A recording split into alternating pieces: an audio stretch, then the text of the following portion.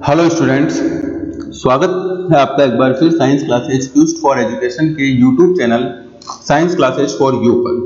Students, आज की video को शुरू करें उससे पहले एक बार फिर आपको याद दिलाऊंगा कि अगर आपने अभी तक वीडियो को लाइक नहीं किया है तो प्लीज वीडियो को आप लाइक कर दीजिए, शेयर कर दीजिए, और अगर अभी तक चैनल को सब्सक्राइब नहीं किया है तो प्लीज चैनल को सब्सक्राइब जरूर कर दीजिए और साथ ही घंटे के निशान पर भी क्लिक करिए ताकि आपको हर आने वाले नए वीडियो का नोटिफिकेशन समय पर मिल पाए।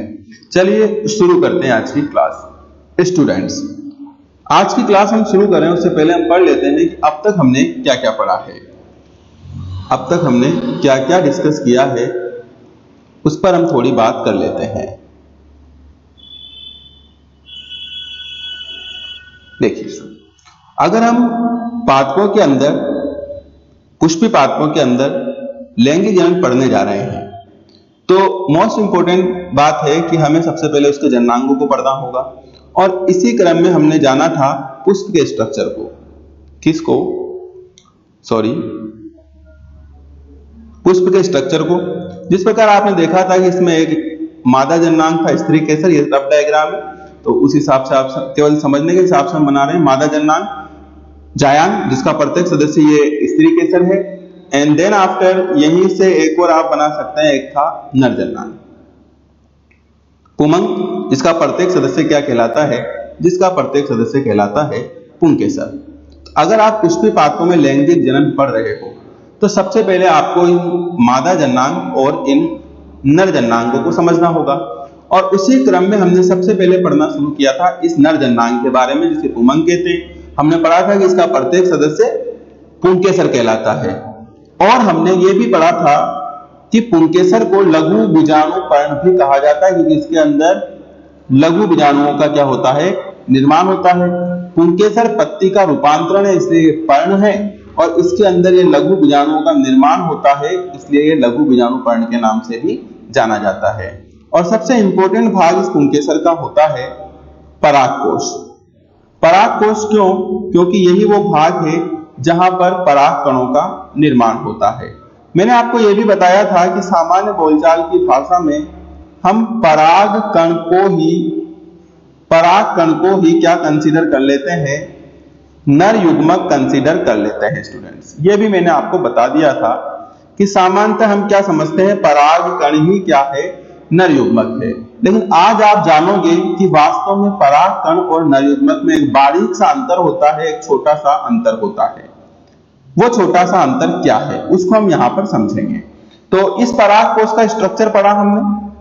आगे आते हैं, परागकोश की आंतरिक संरचना जब हमने पढ़ी तो आपको याद होगा हमने इस प्रकार से एक स्ट्रक्चर पढ़ा था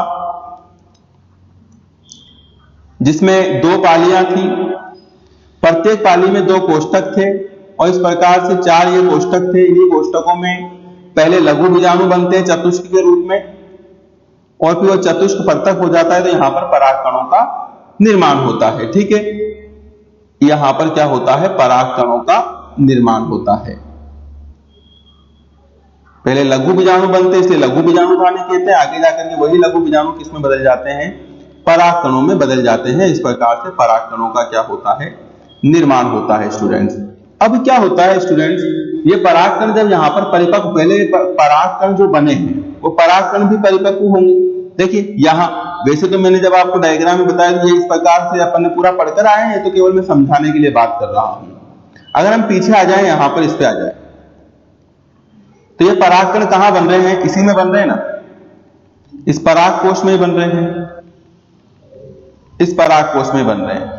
भीतरी स्ट्रक्चर की बात करें तो कहां बन रहे हैं? इस प्रकार की संरचना, इसके भीतर भी चार कोष्ठक और प्रत्येक कोष्ठक में परागकणों का निर्माण हो रहा है। ये बातें हमें पहले से ज्ञात है, हम पढ़ चुके हैं। ठीक है, तो अब क्या होगा कि परागकण तो कहां बने हैं? परागकण तो इस परागकोश में बने और परागकण कहां आना है?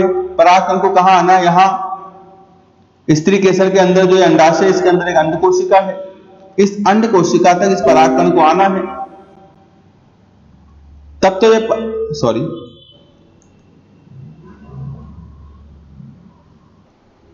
ठीक है, तो मैं आपको बता रहा था कि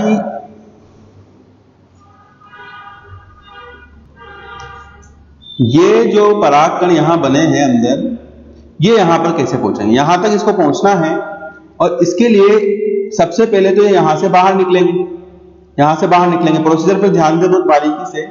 सबसे पहला स्टेप क्या होगा, यहां से इनको बाहर निकलना पड़ेगा ना, बिना बाहर निकले कैसे आ जाएंगे, चारों तरफ से घिरे हुए परागकण। तो सबसे पहले इनको यहां से क्या होना होगा, बाहर निकलना होगा। और बाहर निकल करके ये कहां पहुंचेंगे, यहां वर्तिकाग्र पर पहुंचेंगे। पढ़ा अपन ने इस तरीके से पूरा, यहां वर्तिकाग्र पर पहुंचेंगे। देन आफ्टर वर्तिकाग्र से फिर इनकी जर्नी शुरू होगी अंड कोशिका तक की। इसको अपन बाद में पढ़ेंगे, ठीक है, इसको भी अपन छोड़ते हैं। पहला बात है कि परागकण यहां बन गए हैं। कल हमने परागकण पढ़ लिए थे जो लघु बीजाणुधानी या परागकोश में बनते हैं।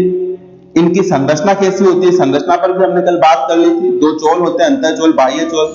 बाह्य चोल स्पोरोपोलेनिन बनाता है, जहां पर स्पोरोपोलेनिन नहीं होता उसको जनन छिद्र कहते हैं। पूरी बात हमने पढ़ ली थी। अब ये परागकण जो अंदर बने हैं परागकोश के, ये बाहर निकलेंगे। और बाहर कैसे निकलेंगे, देखो मैं वापस बनाता हूं कि मान लीजिए ये परागकोश है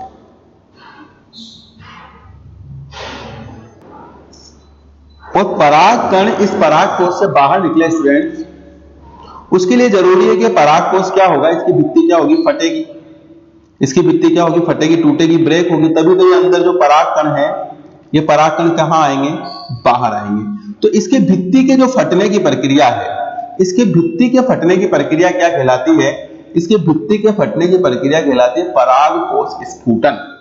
क्या कहलाती है, परागकोश स्फुटन। सर भित्ति कैसे फटेगी, इसके लिए अब इसीलिए तो हमने संरचना पढ़ी थी ताकि आपको हर बात समझ में आए। देखो भित्ति कैसे फटेगी तो आपको पता होगा, भित्ति की संरचना याद होनी चाहिए पहले आपको। तो आपने पढ़ा था कि भित्ति में सबसे बाहर क्या होती है, सर भित्ति में सबसे बाहर बाह्य त्वचा होती है। याद आ रहा है, बाह्य त्वचा के नीचे क्या होता है, तो हमने पढ़ा था कि बाह्य त्वचा के नीचे सर अंतःस्थितियम होती है, जिसमें अल्फा सेलुलोज की पट्टियां पाई जाती है। जिसमें क्या पाई जाती है, अल्फा सेलुलोज की पट्टियां पाई जाती, पढ़ा था, जो जल अवशोषित करके फूल जाती है। ये भित्ति जल अवशोषित करके क्या रहती है, फूली रहती है ये वाली। सर इसके नीचे हमने पढ़ा था, मैं यहां पर वैसे बना देता हूं छोटा सा, इसके नीचे हमने पढ़ा था मध्य परत होती है और मध्य परत के बाद होती है सर टेपिटम। यही तो पढ़ा था भित्ति में। अब बात क्या है कि मैंने यहां पर मध्य परत और टेपिटम नहीं बना रखी। कारण क्या है कि जब ये परागकणों का निर्माण होगा, आपको पता है टेपिटम नष्ट होकर इन परागकणों को पोषण देती, तो टेपिटम तो वैसे ही नष्ट हो जाती, बनाने की जरूरत नहीं है। साथ ही टेपिटम के साथ ही कौन सी परत, मध्य परत भी ह्रासित हो जाती है। मध्य परत भी ह्रासित हो जाती है और इनके बीच में जो पट्ट होते हैं ना, इस प्रकार से पट्ट होते हैं, ये पट्ट भी ह्रासित हो जाते हैं, ये भी टूट जाते हैं। ठीक है, तो काफी रिक्त स्थान यहां पर हो जाता है, काफी रिक्त स्थान यहां पर हो जाता है। क्यों, क्योंकि टेपिटम नष्ट हो चुकी है, मध्य परत ह्रासित हो चुकी है, केवल क्या बचता है, एपिडर्मिस और अंतःस्थितियम बचता है। अब क्या होता है स्टूडेंट्स कि ये जो जहां यहां जो जॉइंट होते हैं ना, यहां पर इस प्रकार से अंदर की तरफ धसी रहती है, मैंने बनाया था चित्र में, इसको कहते हैं, यहां की जो कोशिकाएं होती है इनको द्वार कोशिकाएं या ओष्ठ कोशिकाएं कहते हैं। और इन द्वार कोशिकाओं या ओष्ठ कोशिकाओं का निर्माण जो है वो अंतःस्थितियम ही करती है। वापस से समझना आप, कौन करती है, अंतःस्थितियम ही करती है, दूसरी वाली परत करती है, अंतःस्थितियम ही करती है इन द्वार कोशिकाओं का निर्माण। ओष्ठ कोशिकाएं भी कह सकते हैं, होठ जैसी होती है, अंदर की तरफ धसी हुई।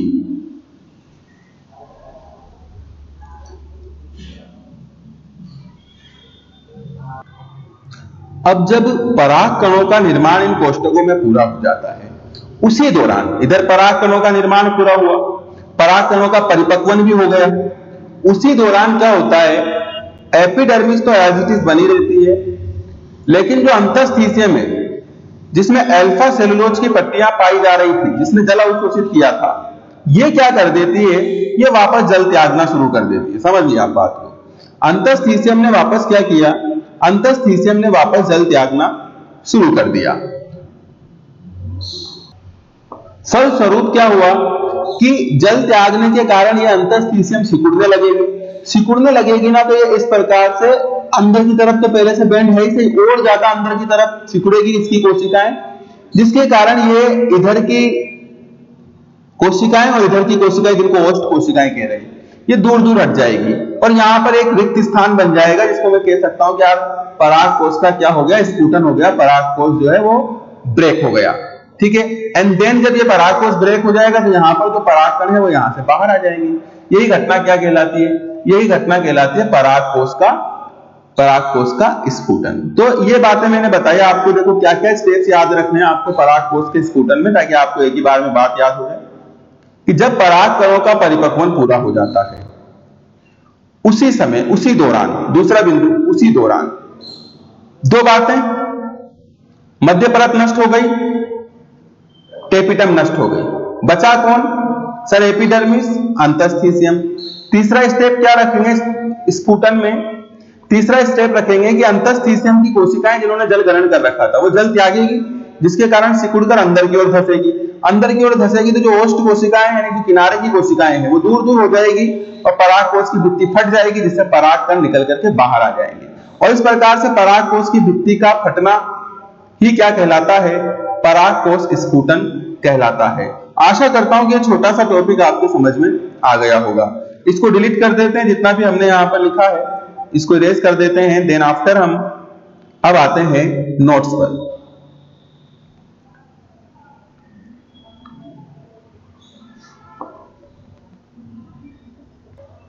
ये तो हो जाएगी परिभाषा, पराग कोश के स्फुटन की परिभाषा, कि परिपक्व पराग कोश, जो परिपक्व हो गया है पराग कोश, यानी इसमें परागकण बन गए, कि भित्ति के फटने की प्रक्रिया पराग कोश स्फुटन कहलाती है। इस प्रक्रिया में अंतस्थीसियम की ओष्ठ कोशिकाएं महत्वपूर्ण भूमिका निभाती है। अंतस्थीसियम की ओष्ठ कोशिकाएं मतलब वो किनारे की कोशिकाएं जो मैंने आपको बताया था, वो महत्वपूर्ण भूमिका निभाती है। कैसे निभाती है उस पर बात करेंगे। पराग कोश के परिपक्व होने पर मध्य स्तर तथा टेपिटम ह्रासित हो जाती है। बताया मैंने, दो परतें तो नष्ट हो जाती है, मध्य स्तर तथा टेपिटम ह्रासित हो जाती है। आगे क्या होता है स्टूडेंट्स? अंतस्थीसियम की कोशिकाएं जिन्होंने जल ग्रहण कर रखा था, जल त्याग कर भीतर की ओर सिकुड़ने लगती है। फलस्वरूप ओष्ठ कोशिकाएं, यानी वही किनारे की कोशिकाएं, इन पर दाब पड़ता है तथा ओष्ठ कोशिकाएं क्या हो जाती है? एक दूसरे से पृथक हो जाती है, वह पराग कण बाहर आ जाते हैं। ठीक है, और यही घटना क्या कहलाती है? पराग कोश का स्फुटन कहलाती है। तो ये एक पूरा प्रक्रिया है। एक नंबर की परिभाषा तो सीधी सी है, पराग कोश की भित्ति का फटना ही पराग कोश का स्फुटन है। कैसे समझाइए, कैसे फटती है? कभी ऐसा पूछ लिया जाए तो आप यही कहोगे कि परिपक्वन के दौरान मध्य परत और टेपिटम नष्ट हो जाती है और जो अंतस्थीसियम की कोशिकाएं थी वो जल त्याग कर सिकुड़ने लगती है। सिकुड़ने लगती है तो ओष्ठ कोशिकाओं पर दाब पड़ता है, जिसके कारण ये ओष्ठ कोशिकाएं, जो किनारे की कोशिकाएं हैं, वो एक दूसरे से पृथक हो जाती है और पराग कण बाहर आ जाते हैं। इसे ही पराग कोश स्फुटन कहते हैं। यह पराग कोश स्फुटन भी 4 प्रकार का होता है स्टूडेंट्स। आप समझना, आप 4 प्रकार का कैसे कैसे, है ना। देखिए बहुत सिंपल बात है। पराग कोश आपको पता है, हम यहां बनाते हैं, इस प्रकार की कोई संरचना है। अब ये कैसे कैसे फट सकता है? पहली बात, इसके फटने का तरीका इस प्रकार से अनुप्रस्थ हो सकता है, यानी ऊपर वाला भाग ऐसे चला जाएगा ऊपर, ये नीचे वाला इधर, और बीच में से इस प्रकार की एक दरार बन जाएगी। तो इस प्रकार का प्रस्फुटन चूंकि अनुप्रस्थ हुआ है, इस प्रकार का प्रस्फुटन कहलाता है अनुप्रस्थ प्रस्फुटन। कभी कभी क्या होता है कि जो पराग कोश है, इसको तो हटाओ, यहां बनाते दोबारा, यह अनुप्रस्थ नहीं फटता, बल्कि इसमें लंबवत एक दरार बनती है। पालियों में क्या हो जाती है? इस प्रकार से लंबवत दरारें पड़ जाती है। तो अगर लंबवत दरार पड़ी है तो इस प्रकार का प्रस्फुटन क्या कहलाएगा? वेरी सिंपल, लंबवत प्रस्फुटन कहलाएगा।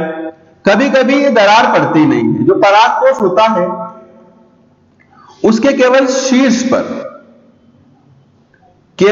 पर, जैसे ये शीर्ष है, यहां पर छोटे छोटे छिद्र हो जाते हैं। यहां पर छोटे छोटे क्या हो जाते हैं? छिद्र हो जाते हैं, जिनमें से परागकण बाहर आ जाते हैं। इस प्रकार का अगर प्रस्फुटन है तो इसको कहा जाता है स्टूडेंट्स छिद्रमय प्रस्फुटन। क्या कहा जाता है? छिद्रमय प्रस्फुटन। और लास्ट बचता है हमारा चौथा टाइप, जो कुछ कुछ लंबवत की तरह ही होता है, लेकिन लंबवत में तो एक दरार पड़ती है। यहां पर एक दरार नहीं पड़ती, बल्कि इस प्रकार के कपाट बन जाते हैं। एक नहीं, कई कपाट बन जाते हैं। कपाट को भी आप दरारों से ले सकते हैं, लेकिन यहाँ पर केवल एक दरार पड़ती है। यहाँ पर इस प्रकार की कई दरारें पड़ जाती हैं, जिनकी तुलना हम किससे कर देते हैं, कपाट से कर देते हैं। कपाट। तो पहली बात तो आप ये ध्यान रख लीजिए, यही रख लीजिए कि परागकोश का प्रस्फुटन कितने प्रकार से हो सकता है। अनुप्रस्थ दरार के रूप में हो सकता है, इसे अनुप्रस्थ प्रस्फुटन कहेंगे। लंबवत दरार के रूप में हो सकता है, इसे लंबवत प्रस्फुटन कहेंगे। परागकोश के शीर्ष पर छिद्र हो सकते हैं, इसे छिद्रमय प्रस्फुटन कहेंगे। और लास्ट इसमें कपाट बन जाते हैं, यानी कई दरारें पड़ जाती है लंबवत रूप से, इसे कपाटीय प्रस्फुटन कहा जाता है। प्रत्येक का उदाहरण भी आप यही रख लीजिए। अनुप्रस्थ का उदाहरण आ जाएगा तुलसी, ध्यान रखना, तुलसी। एक एक उदाहरण याद रख लो। केवल लंबवत का आप ध्यान रख लेना, धतूरा, लंबवत का धतूरा। छिद्रमय में एक पादप होता है मकोय, और इसी प्रकार कपाट में आप ध्यान रख लेना, एक पादप होता है बारबेरी। तो ये ध्यान रखना कि प्रस्फुटन हमेशा अनुप्रस्थ नहीं होता है, प्रस्फुटन अनुप्रस्थ भी हो सकता है। कुछ पादपों में लंबवत भी हो सकता है, कुछ में छिद्रमय भी हो सकता है, और कुछ में कपाटीय भी हो सकता है। तो ये बात भी आपको प्रस्फुटन के टॉपिक में ध्यान रखनी है। चलिए फिर वापस इसको मिटा देते हैं और आते हैं नोट्स पर।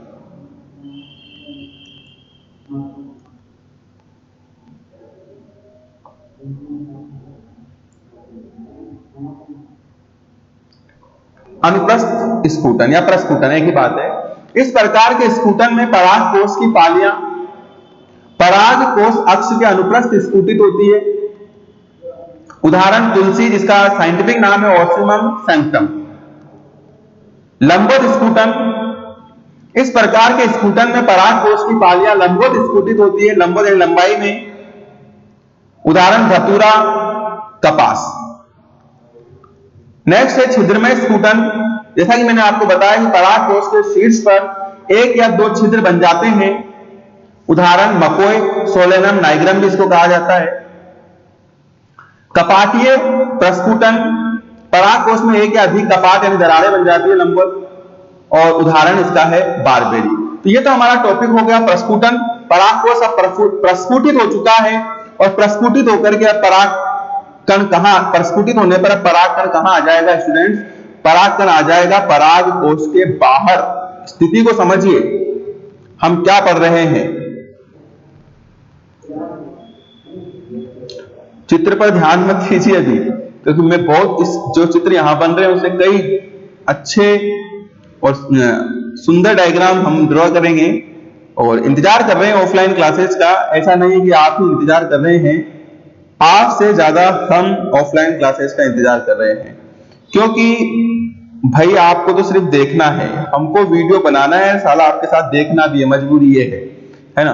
तो आप समझिए इन बातों को। मूर्खतापूर्ण प्रश्न आप हमसे करते हैं, कभी कभी हमें गुस्सा आता है कि सर ऑफलाइन क्लासेस कब से शुरू होगी। अगर सबसे निहायती और सबसे मूर्खतापूर्ण प्रश्न मुझसे आज तक कोई पूछा गया है, तो वो यही पूछा गया है कि ऑफलाइन क्लासेस कब से स्टार्ट होगी। यार एक तो है ना, आप 12 साइंस के स्टूडेंट्स हो, अगर आपको अभी तक यही पता नहीं है कि कौन सा प्रश्न किससे पूछा जाना चाहिए, तो फिर आप बिल्कुल मूर्ख बच्चे हो मेरी नजर में। हाँ, कि आप ये बताइए कि आपको ये प्रश्न किससे पूछा जाना चाहिए। ये प्रश्न आपको किससे पूछा जाना चाहिए कि ऑफलाइन क्लासेस कब से स्टार्ट होगी। आपको ये प्रश्न किसी टीचर से पूछा जाना चाहिए क्या? आप ये अपने आप से पूछिए, मेरे से पूछा जाना चाहिए क्या ये प्रश्न कि ऑफलाइन क्लासेस कब से स्टार्ट होगी। आप एक बात बताइए, ऑफलाइन क्लासेस किसी टीचर ने बंद की है क्या? ऑफलाइन क्लासेस किसी टीचर ने बंद कर रखी है क्या? अगर टीचर ने बंद कर रखी है तो टीचर बता देगा कि हम इतनी तारीख से खोलेंगे। ऑफलाइन क्लासेस किसने बंद की हुई है और क्यों बंद की हुई है आपको पता है? ऑफलाइन क्लासेस सरकार के द्वारा अभी प्रतिबंधित है। और क्यों प्रतिबंधित है? क्योंकि कोरोना फैला हुआ है। आपको इतनी बात तो पता है। तो अब ये ऑफलाइन क्लासेस कब से शुरू होगी, इस बात का जवाब कोई टीचर, कोई स्कूल संचालक या कोई कोचिंग संचालक देगा या सरकार देगी, है ना। तो आपको इतना ज्ञान होना चाहिए कि कौन सा प्रश्न किससे पूछा जाना चाहिए। आप साइंस के विद्यार्थी हैं, पत्र लिखिए। आपको जानना है कि ऑफलाइन क्लासेस कब से स्टार्ट होगी, पत्र लिखिए, सीएम के नाम पत्र लिखिए, पीएम के नाम पत्र लिखिए, ट्वीट कीजिए, उनसे पूछिए कि सर कब तक होगी। वो आपको बताएंगे कि कब तक होगी, क्योंकि ऑफलाइन क्लासेस कब से स्टार्ट होगी इस बात का जवाब देने के लिए मैं अथॉराइज्ड व्यक्ति नहीं हूं। आप समझिए इस बात को। तो आप हमसे मत पूछा कि हमको गुस्सा आता है, हम कैसे कह देंगे कि हम कब से शुरू करेंगे, हम नहीं कह सकते। आपको प्रश्न अगर पूछना, अच्छी बात है प्रश्न पूछना, लेकिन कौन सा प्रश्न किससे पूछा जाना चाहिए, ये साइंस वाले बच्चों को अच्छे से याद होना चाहिए। साइंस वाले बच्चों को क्यों, हर विद्यार्थी को अच्छे से याद होना चाहिए कि हमें कौन सा प्रश्न किससे पूछना है। तो आपको यह प्रश्न हमसे नहीं पूछना है। चलिए हटा देते हैं इसको। मैं क्या बता रहा था आपको, मैं आपको बता रहा था कि ये स्त्री केसर है और ये क्या है, ये परागकोश है। यहां क्या बन गए थे, यहां परागकण बन गए थे और अभी अभी हमने देखा परागकोश क्या हो गया, प्रस्फुटित, चाहे वो कैसे भी प्रस्फुटित हुआ हो लेकिन प्रस्फुटित हो गया। तो यहां से परागकण अब बाहर आएगा और बाहर आने के बाद यहां तक पहुंचेगा। इसे परागण कहते हैं। आप अगले टॉपिक में पढ़ेंगे इसके बाद, ठीक है, परागण पढ़ेंगे इसी चैप्टर में, आप परागण को आगे पढ़ेंगे। फिलहाल इस पर ध्यान मत दीजिए, फिलहाल आप इतना सा ध्यान रख लीजिए कि यहां से कहां तक जर्नी होगी इसकी, यहां तक। और इस जर्नी के दौरान ही अभी परागकण का और विकास होगा और डेवलपमेंट होगा। कैसे, देखिए, मैंने कहा आपसे क्लास के शुरुआत में ही, मैंने आपसे कहा कि जनरली हम परागकण को ही नरयुग्मक मान लेते हैं। परागकण को ही क्या मान लेते हैं, नरयुग्मक मान लेते हैं, परंतु वास्तव में दोनों में अंतर है। वो अंतर आप यहां देखोगे कि अभी तक ये जो पराग कोश के अंदर जो ये संरचना बनी है, अभी तक हम इसको क्या कह रहे हैं स्टूडेंट्स, अभी तक हम इसको पराग कण कह रहे हैं। सीख लीजिए, नहीं तो जिंदगी भर भ्रम में रह जाओगे कि पराग कण ही नरयुग्मक है। हालांकि पराग कण भी अगुणित संरचना है, ये बात तो फिक्स है, क्योंकि आपको पता है अर्धसूत्री विभाजन के फलस्वरूप बनी थी ये रचना। पहले लघु बीजाणु बने थे, फिर परागकण। परागकण एक अगुणित संरचना, इसमें कोई दोहराई वाली बात नहीं है, लेकिन परागकण नरयुग्मक नहीं है। अब चलेगी परागकण के नरयुग्मक बनने की प्रक्रिया, परागकण के नरयुग्मक बनने की प्रक्रिया, और वो यहां से स्टार्ट हो जाएगी। जब परागकोश के अंदर परागकण बन गया, कुछ घटनाएं यहां होगी, अंदर ही हो जाएगी, और कुछ घटनाएं बाहर निकलने के बाद जब परागकण यहां आ जाएगा वर्तिकाग्र पर, तो कुछ घटनाएं यहां संपन्न होगी। यहां जो घटनाएं संपन्न होगी उसके फलस्वरूप परागकण कंप्लीटली किसमें बदल जाएगा, परागकण जो है नरयुग्मक में बदल जाएगा, नरयुग्मक में बदल जाएगा। हालांकि नरयुग्मक में बदलने से पहले, नरयुग्मक में तो बदल जाएगा, लेकिन जो संरचना उस समय बनेगी, जो संरचना उस समय बनेगी उसको नरयुग्मक नहीं कहा जाता है, उसको कहा जाता है नर, वर लग रहा है, इसको नर पढ़े, नर युग्मकोद्भिद। क्या कहा जाता है, नर युग्मकोद्भिद। और नर युग्मकोद्भिद के भीतर क्या होते हैं, नर युग्मक। तो ये सारी बातें आपको समझनी है, बिल्कुल कंफ्यूज नहीं होना है। मैं क्या कह रहा हूं, मैं बार बार आपको बताता रहूंगा कि परागकोश के अंदर परागकण बन गया है। अब परागकण में कुछ परिवर्तन देखने को मिलेंगे, कुछ परिवर्तन यही हो जाएंगे, परागकोश के भीतर ही हो जाएंगे, और कुछ परिवर्तन जब परागकण यहां वर्तिकाग्र पर पहुंच जाएगा यहां होंगे। इन परिवर्तनों के फलस्वरूप जो संरचना परागकण से बनेगी, परागकण का रूपांतरण हो जाएगा, उस संरचना को क्या कहेंगे, उस संरचना को कहेंगे नरयुग्मकोद्भिद। और नरयुग्मकोद्भिद के अंदर क्या होंगे, नरयुग्मक। यानी अब परागकण से ये नरयुग्मकोद्भिद कैसे बनेगा, उस पर हमें थोड़ा डिस्कस करना है। चलिए फिर इसको हटा देते हैं। यहां तक की बातें आपकी क्लियर हो गई थी, ये तो परागकोश का प्रस्फुटन था। अब परागकोश के प्रस्फुटन के बाद हमारा नेक्स्ट टॉपिक रहेगा नरयुग्मकोद्भिद। तो स्टूडेंट, नरयुग्मकोद्भिद क्या होता है, नरयुग्मकोद्भिद मैंने अभी अभी कहा कि परागकण कहां पहुंचेगा, वर्तिकाग्र पर। वर्तिकाग्र पर पहुंचने के बाद उसमें कुछ परिवर्तन होंगे, और वो परिवर्तन क्या है, चलो उस पर भी बात कर ही लेते हैं। अब धीरे धीरे अब सारे हम सस्पेंस खोल देते हैं कि सर परिवर्तन हो रहा है, आप काफी देर से कह रहे हैं, आप सीधा बताइए कि परिवर्तन क्या हो रहा है। तो बता देते हैं, चलो भाई आप नहीं मान रहे हो तो बता ही देते हैं, ज्यादा सस्पेंस नहीं बनाते। यहां परागकण जब पहुंच जाता है तो इसके अंदर एक छोटी सी पराग नलिका का विकास होता है और अंदर जो कोशिका है वो विभाजन करके कुछ नई कोशिकाएं भी बना लेती है, भी बताएंगे। तो इस प्रकार की एक संरचना बन जाती है। मोस्टली तो यहां एक पराग नलिका विकसित हो जाती है जिसे हम कहते हैं पराग कण का अंकुरण। क्या कहते हैं? पराग कण का अंकुरण। पराग कण का अंकुरण। तो सर ये पराग कण का अंकुरण वहीं हो जाता ना, पराग कोश में हो जाता, यहां आकर ही क्यों हुआ? भाई जब ये पराग कण इसी जाति के पुष्प के वर्तिकाग्र पर पहुंचता है तो इस वर्तिकाग्र के पास इसको देने के लिए कुछ स्पेशल है, कुछ पोषक पदार्थ यहां से इस पराग कण को मिल जाते हैं। उन पोषक पदार्थों को, उन रसायनों को प्राप्त करते ही पराग कण क्या हो जाता है?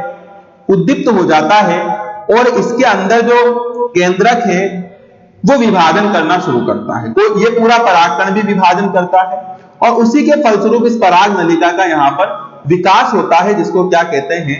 परागकण का अंकुरण कहते हैं। आगे बात समझ। अब जब परागकण का अंकुरण हो जाता है, इस प्रकार से हो जाता है परागकण, एक नलिका बन गई जिसको पराग नलिका कह रहे हैं। उस समय इसके अंदर दो नरयुग्मक भी बन जाते हैं। कैसे बनते हैं? वो जो केंद्रक होता है वही विभाजन करके इनका निर्माण करता है। ये पूरी स्थिति कहलाती है परागकण का अंकुरण, जिसमें एक पराग नलिका होती है, दो नरयुग्मक होते हैं। तो ये जो संरचना आप देख रहे हैं, यही संरचना क्या कहलाती है? यही संरचना नरयुग्मकोद्भिद कहलाती है। अभी आप सिर्फ परिभाषा पर बात करेंगे, अभी आप सिर्फ परिभाषा पर बात करेंगे, पूरा विस्तार से हम इसको लेंगे कुछ समय पश्चात। चलिए देखिए परिभाषा क्या है। बताया मैंने, अंकुरित परागकण को, वो पराग नलिका का निकलना ही क्या है?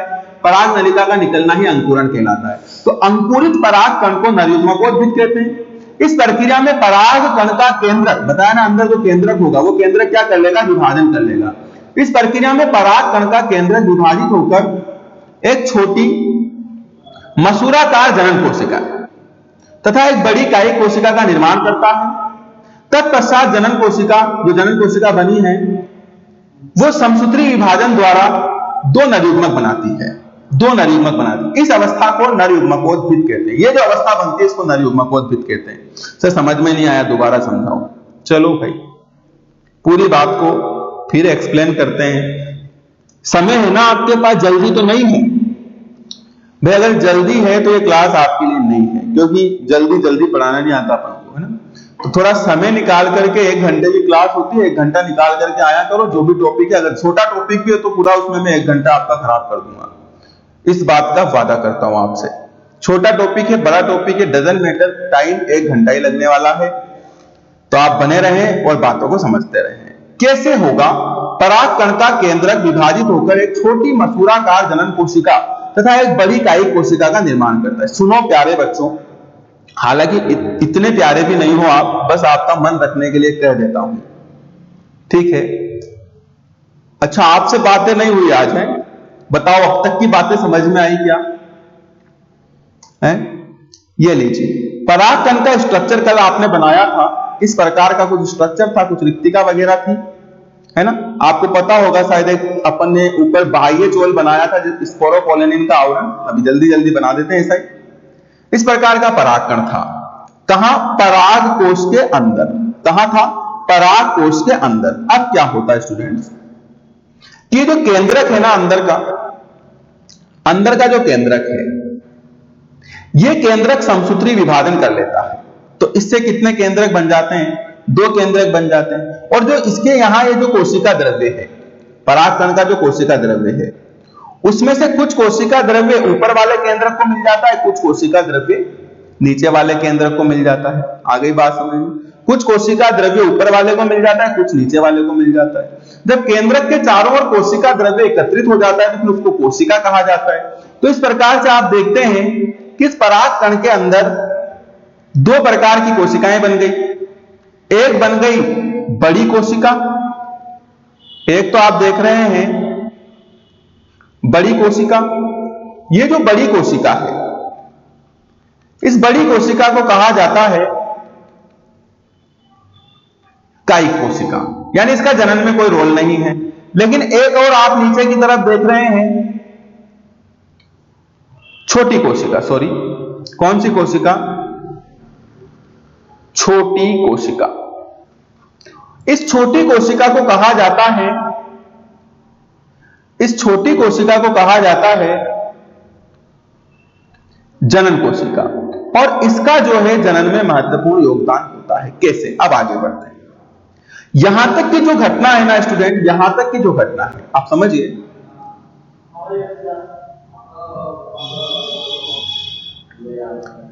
ये जो घटना है यहां तक की,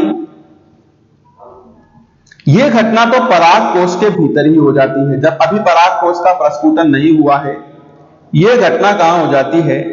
ये घटना तो पराग कोश के भीतर ही हो जाती है। इसी समय हो जाता है पराग कोश का प्रस्फुटन। और ये जो द्विकोशिकीय अवस्था है, बड़ी कोशिका और एक छोटी कोशिका, ये जो द्विकोशिकीय अवस्था है, इस द्विकोशिकीय अवस्था के साथ परागकण कहां पहुंच जाता है?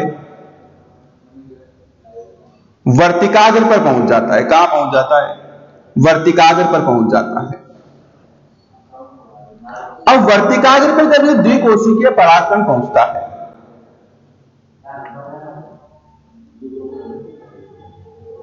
यहां जब ये पहुंचता है, तो यहां आने के बाद क्या करता है कि जो बड़ी वाली कोशिका है कायिक कोशिका, सबसे पहले कायिक पोषण मिल जाता है इसको। मैंने अभी अभी बताया आपको, ये वर्तिकाग्र इसको क्या कर देता है? पोषण दे देता है। तो सबसे पहले तो ये कायिक कोशिका ये विभाजन करती है, विभाजन करती है ना। अब यहां तो एक 2D स्ट्रक्चर आप देख रहे हैं, लेकिन वास्तव में एक गोल है ना, एक बोल लाइक स्ट्रक्चर है ये। तो ये जो कायिक कोशिका है ना, ये लगातार विभाजन करती है, तो इसका आकार बढ़ता है।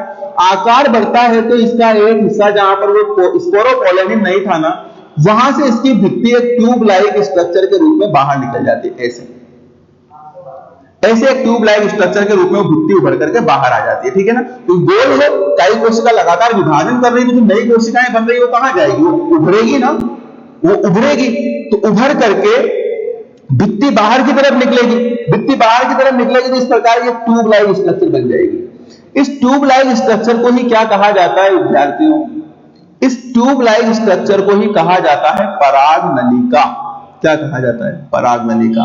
कभी पूछ ले कि पराग नलिका का निर्माण कौन करता है, तो पराग कण के अंदर जो कायिक कोशिका है, वो कायिक कोशिका इस पराग नलिका का निर्माण करती है। और इस कायिक कोशिका का जो केंद्रक है, वो केंद्रक भी कहां आ जाता है? वो केंद्रक भी इस पराग नलिका में आ जाता है, जो आगे जाकर के नष्ट भी हो जाता है, वो लंबे समय तक सर्वाइव नहीं करता है। लेकिन इस प्रकार से एक पराग नलिका बन जाती है। फर्स्ट, कायिक कोशिका का काम खत्म। अब अंदर कौन बची है? अब अंदर बची है जनन कोशिका। स्टूडेंट्स, कायिक कोशिका के समान ही ये जनन कोशिका का केंद्रक भी कहां आ जाता है? पराग नलिका में आ जाता है। और पराग नलिका में आकर के एक बार फिर क्या करता है?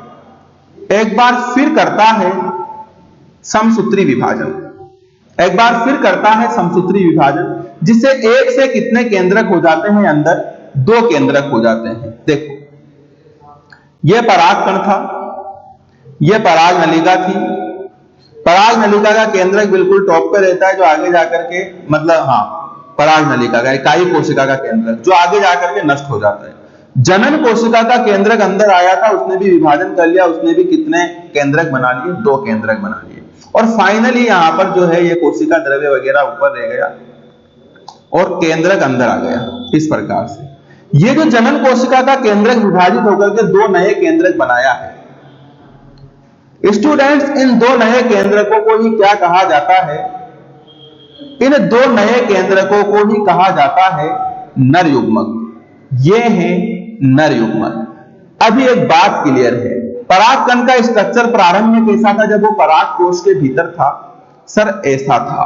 फिर कैसा हुआ? ऐसा, पराग कोश के भीतर। पराग नलिका के वर्तिकाग्र स्त्री केसर के वर्तिकाग्र पर आने के बाद पराग कण ने पोषण किया, कायिक कोशिका ने विभाजन किया, पराग नलिका का निर्माण किया। पराग नलिका के बाद फिर इसका जो जनन कोशिका थी, उसका केंद्रक इस पराग नलिका में आ गया और यहां पर आकर समसूत्री विभाजन करके 2 केंद्रक बनाए, जिनको क्या कहा गया? नर युग्मक कहा गया। और पराग कण की संरचना में परिवर्तन हो गया, पराग कण कुछ इस प्रकार का दिखाई देने लगा। तो ये जो संरचना बनी, इसी को कहते हैं अंकुरित पराग कण या नर युग्मकोद्भिद। ये तो नर युग्मकोद्भिद है पूरी संरचना। और इस पूरी संरचना के अंदर जो ये 2 केंद्रक देख रहे हो आप, जो जनन कोशिका के केंद्रक ने विभाजन करके बनाया है, इसको कहा जाता है नर युग्मक, इसको कहा जाता है नर युग्मक। तो इस प्रकार से ये नर युग्मक तक की बात हमने कंप्लीट कर ली। स्टूडेंट्स, एक बात का विशेष ध्यान रखना कि एक पराग कण के अंदर कितने नर युग्मक होते हैं? सर 2 होते हैं, क्योंकि पराग कण के अंदर जो जनन कोशिका होती है वो जनन कोशिका का केंद्रक समसूत्री विभाजन करता है, उसके फलस्वरूप 2 केंद्रक बनते हैं। तो एक पराग कण के अंदर कितने नर युग्मक होते हैं? 2 नर युग्मक होते हैं, विशेष ध्यान दीजिए। जनरली हम छोटी कक्षाओं में पराग कण को ही नर युग्मक मानते हैं, परंतु वास्तविकता में पराग कण के अंदर जो इतनी लंबी चौड़ी प्रक्रिया होती है उसके बाद नर युग्मक बनते हैं। और एक पराग कण के अंदर कितने नर युग्मक बनते हैं? 2 नर युग्मक बनते हैं। आशा करता हूं यहां तक की बातें आपको समझ में आ गई होगी। अगर आ गई है तो यस लिख करके आप मुझे बताइए, आश्वस्त कीजिए कि हाँ सर, आप जो पढ़ा रहे हैं वो हमारे समझ में आ रहा है। आ रहा है? यस लिखकर बताइए। अगर आ रहा है आपको, बिल्कुल वेरी गुड, आ रहा है, तो यहां से अब हम इसको ऐसे 2 भागों में बांट देते हैं। सर 2 भागों में बांटने की क्या जरूरत आ गई? 2 भागों में बांटने की जरूरत इसलिए आ गई क्योंकि यह प्रक्रिया हो रही है पराग कोश के भीतर, जब प्रस्फुटन नहीं हुआ है उससे पहले की प्रक्रिया है। जबकि ये जो प्रक्रिया हो रही है प्रस्फुटन होने के बाद परागकण कहां आ गया? वर्तिकाग्र पर आ गया, उसके बाद हो रही है। इसलिए इसको 2 भागों में बांट करके पढ़ते हैं। नर युग्मकोद्भिद का निर्माण 2 चरणों में होता है, पहला प्रथम चरण और ये दूसरा द्वितीय चरण। स्टूडेंट्स, जो प्रथम चरण है वो परागकोश के भीतर होता है, और जो द्वितीय चरण है, ये द्वितीय चरण कहां होता है? ये द्वितीय चरण होता है वर्तिकाग्र के ऊपर। आशा करता हूं यहां तक की पूरी बातें आपको समझ में आ गई होगी। और अगर आ गई हो तो एक बार फिर मैं आपसे यही कहूंगा कि आप ये ऑनलाइन ऑफलाइन मत कीजिए। आपको समझ में नहीं आता क्या? चलो मैं बहुत विस्तार से समझाता हूं आपको, बहुत विस्तार से। आप समझाएं मानूंगा मैं, है ना। मैं आपको यह कहना चाह रहा हूं कि यहां क्या हमको पूरे साल भर ऑफलाइन क्लास लेनी है क्या? सॉरी, ऑनलाइन क्लास लेनी है क्या? बताइए आप। कोई भी कोचिंग क्या साल भर ऑनलाइन रन करेगी क्या? ना तो हमारे पास इतने संसाधन हैं कि हम पूरे साल भर क्लासों को ऑनलाइन रन करवा सकते हैं। निश्चित तौर पर आपको जितना वेट है ना ऑफलाइन क्लासेज का, उतना ही वेट हमको भी है ऑफलाइन क्लासेज का। फीस भी तो लेनी है आपसे, नहीं लेनी क्या? तब तक फ्री पढ़ाते रहेंगे, बताओ। तो आपसे ज्यादा ऑफलाइन क्लासेज का इंतजार हमें है। हम सब्र कर रहे हैं तो आप भी सब्र कर लो। कहीं ना कहीं कोई ना कोई कारण रहे होंगे, कर देंगे। अभी फिर 5-5 बच्चों को बुलाएंगे, 10-10 बच्चों को बुलाएंगे, 3 दिन पढ़ाएंगे, 10 दिन की छुट्टी लगाएंगे, क्या होगा इससे? अरे बढ़िया, रोज समय पे 12:30 बजे आपकी क्लास लगती है। नोट्स लेकर के बैठिए, समझिए, नोट्स को उतारिए, क्वेश्चंस करिए। आप करते हैं, बहुत सारे बच्चे क्वेश्चंस करते हैं, इतने एक बच्चा भी 3-3 क्वेश्चन, 100 क्वेश्चंस पढ़े रहते हैं, रिप्लाई भी कर पाते हैं। हम समय से ले भी रहे हैं, ऐसी बात नहीं है, बच्चे इंटरेस्ट ले रहे हैं। कई बच्चों के प्रश्न पड़े रहते हैं। अब इतने बच्चे जुड़े हुए, एक बच्चा 2 प्रश्न भी पढ़ता है तो कम से कम कितने प्रश्नों के हमें दिन भर में जवाब देने पड़ते हैं, कितनी मेहनत हम कर रहे हैं। आप समझिए इस बातों को। और ये ऑनलाइन ऑफलाइन के झगड़े में मत पड़िए, चिंता मत कीजिए, ज्यादा समय नहीं लगेगा। जैसे सरकार की गाइडलाइन आएगी हम भी तैयार बैठे हैं। मैंने आपसे पहले ही मैसेज करके कहा था कि हम बिना किसी विलंब के आपकी ऑफलाइन क्लासेज स्टार्ट कर देंगे, परंतु आप इतना जो है ना विचलित मत होइए और इतना अपने मन को अस्थायी भी मत कीजिए। थोड़ा सा धैर्य और बनाए रखिए, और निश्चित तौर पर मैं ऐसी उम्मीद करता हूं कि आपको बहुत कुछ यहां से सीखने को मिल रहा है। आप सीखते रहिए। चलिए फिर आगे बढ़ते हैं। यहां तक की बातें हो गई, ये पूरा पैराग्राफ समझ में आ गया। अब थोड़ा आगे बढ़ते हैं कि अधिकांश पुष्पीय पादपों में नर युग्मकोद्भिद का निर्माण 2 चरणों में होता है, पहला प्रथम चरण और द्वितीय चरण। मैंने बताया प्रथम चरण में क्या क्या होता है, अभी बताया। यह चरण परागकोश के स्फुटन से पूर्व ही संपन्न हो जाता है, बिल्कुल सही बताई। इस चरण में परागकण शीघ्रता से आकार में वृद्धि करता है, पहले वृद्धि करेगा फिर विभाजन कर लेगा। तत्पश्चात परागकण में एक समसूत्री विभाजन होगा। क्या होगा उसके फलस्वरूप? बताओ, देखिए बताओ क्या होगा इस विभाजन के फलस्वरूप? क्या होगा? तो मैंने आपको बताया कि एक तो बड़ी कोशिका बनेगी जिसे कायिक कोशिका कहेंगे, और एक छोटी कोशिका बनेगी जिसे जनन कोशिका कहेंगे। देखिए, फलस्वरूप एक बड़ी कायी कोशिका व एक छोटी जनन कोशिका का निर्माण होता है।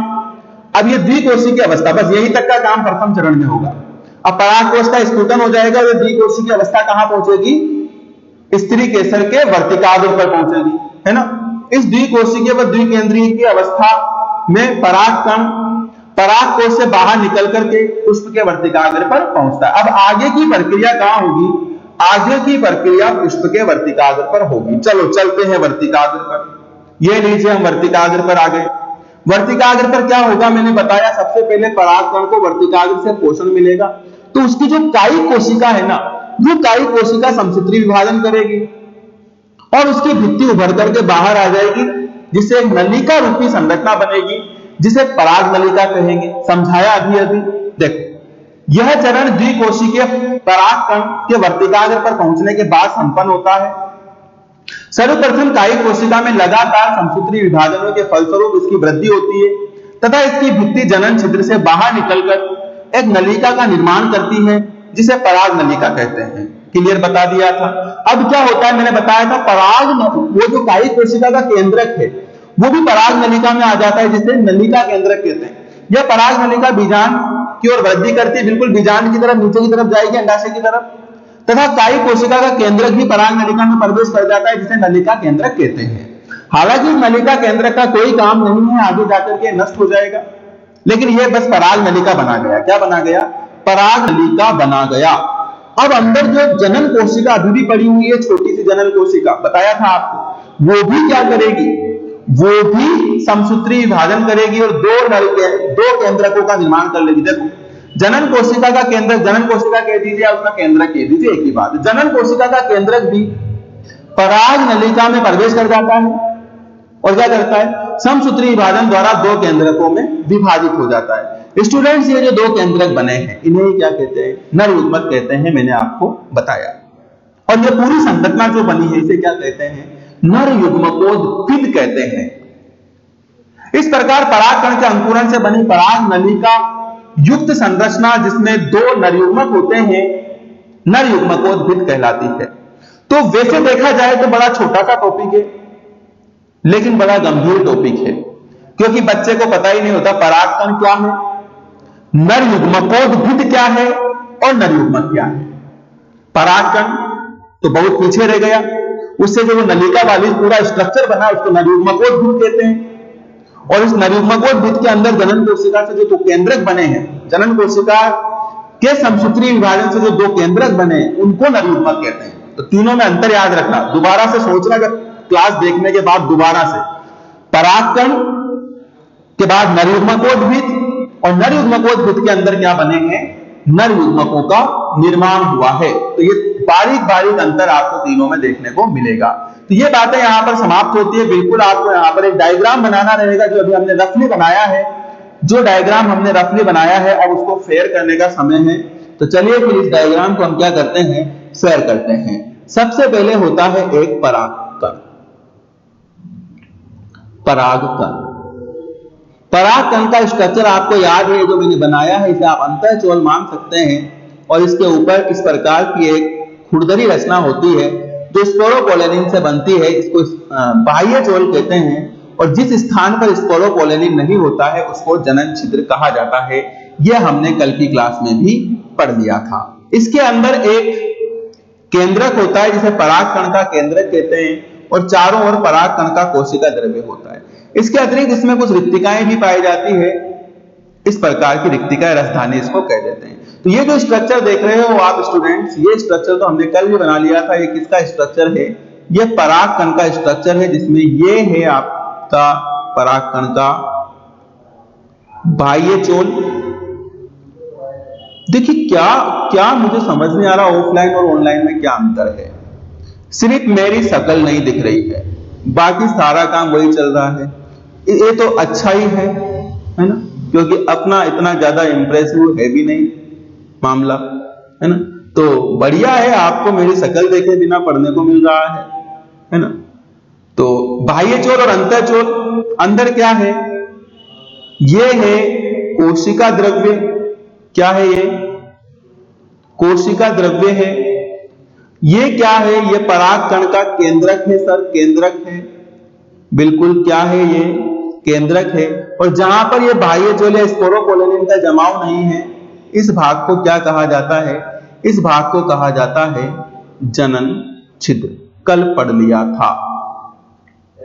होता क्या है आगे, नेक्स्ट स्टेप में क्या होगा? नेक्स्ट स्टेप में जो ये पराग कण है, अभी बताया, वापस दोबारा बता रहा हूं, बस वो कुछ बात नहीं ना।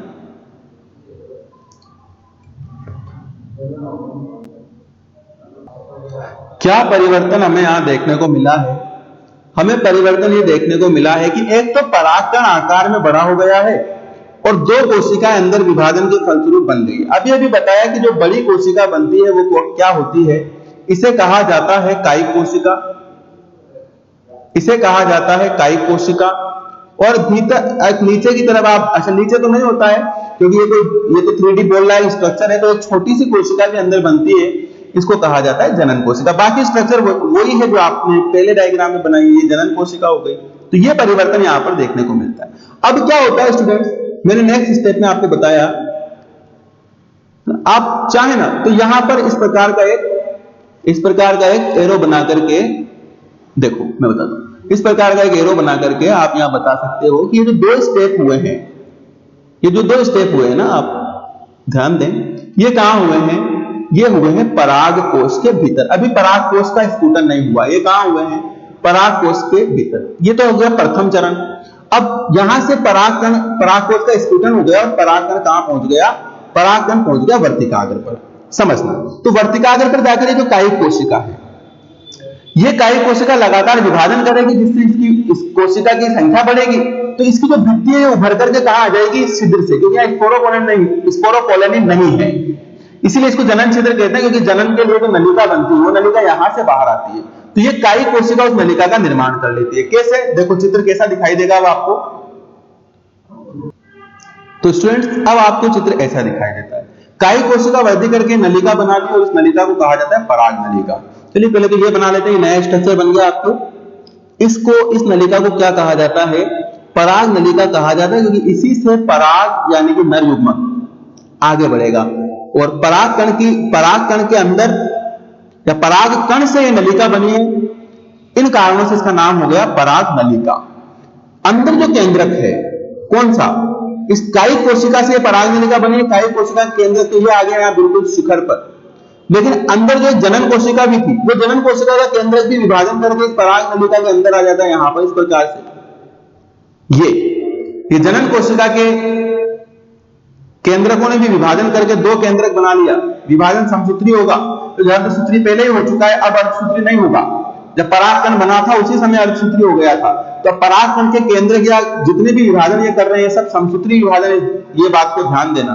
और ये जो केंद्रक बने ना विद्यार्थियों, इन केंद्रकों को क्या कहा जाता है? इन केंद्रकों को कहा जाता है नर युग्मक। नर युग्मक दो बने हैं, दो नर युग्मक होते हैं, चाहे कोष्टक में लिखना, लेकिन भूलना नहीं, कितने नर युग्मक?